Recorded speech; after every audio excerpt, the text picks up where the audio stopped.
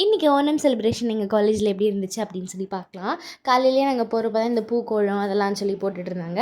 அதெல்லாம் முடிச்சதுக்கப்புறம் function start ஆனதுக்கப்புறம் எல்லாருமே கிளம்பிட்டோம். சரி ஃபங்க்ஷன் அட்டென்ட் பண்ண போகலாம் அப்படின்னு சொல்லிட்டு கீழே கிரவுண்டுக்கு ஒன் பை ஒன்னாக போயிட்டுருந்தோம். திஸ் இஸ் தி பொண்ணு. இது ஃபஸ்ட் டைம் பொண்ணு வேஷம் போட்டிருக்கா. அதனால் எல்லோரும் பார்த்து எப்படி இருக்கா அப்படின்னு சொல்லிட்டு கமெண்ட் பண்ணுங்க. மகாபலி வேஷம் போட்டுட்டு வந்தவங்களை வரவேற்கும் விதமாக டான்ஸு, அதுக்கப்புறம் சாங்ஸு, டிஜே அந்த மாதிரிலாம் போயிட்டு இருந்துச்சு.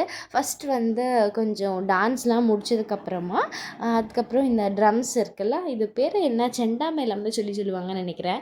எனக்கு சரியாட்டு தெரியல. தெரிஞ்சவங்க மறக்காமல் கமெண்ட் பண்ணுங்கள், அது என்ன சொல்லுவாங்க, இல்லை நான் சொன்னது கரெக்டாக அப்படின்னு சொல்லிட்டு அப்படியே அந்த ட்ரம்ஸ்க்கு டான்ஸ்லாம் ஆடி முடிச்சுட்டு நிறைய கார்ட்டூன்ஸ்லாம் வந்துருந்துச்சு. இந்த கரடி குட்டி, அதுக்கப்புறமா ரேபிட்டு, பூனை, இந்த மாதிரி அழகாக நிறைய வந்துருந்துச்சு. சூப்பராக இருந்துச்சு.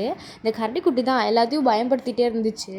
பார்க்கவே ரொம்ப கொடூரமாக இருக்கா ஃபேஸு. அதனால நானுமே பயந்துட்டேன். ஆனால் தெரியுது உள்ளே இருக்கிறது ஒரு ஹியூமன் தான்ட்டு. பட் இருந்தாலும் அந்த பயம் இருந்துகிட்டு தான் இருக்குது. ஏன்னா அந்த ஃபேஸ் பார்க்க டெரராக இருக்குல்ல, அதனால்.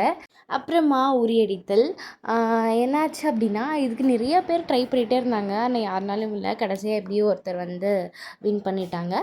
கயிறு இழுக்கிற போட்டியிலேருந்து இந்த மாதிரி நிறைய காம்படிஷன்ஸ்லாம் இருந்துச்சு. டான்ஸ் இருந்துச்சு. சூப்பராக அதில் பார்த்து என்ஜாய் பண்ணிவிட்டு அதுக்கப்புறமா நமக்கு தேவையான டிஜே, அட் லாஸ்ட்டாக டிஜேவும் பார்த்துட்டு டான்ஸ் ஆடிட்டு வீட்டுக்கு வந்தாச்சு.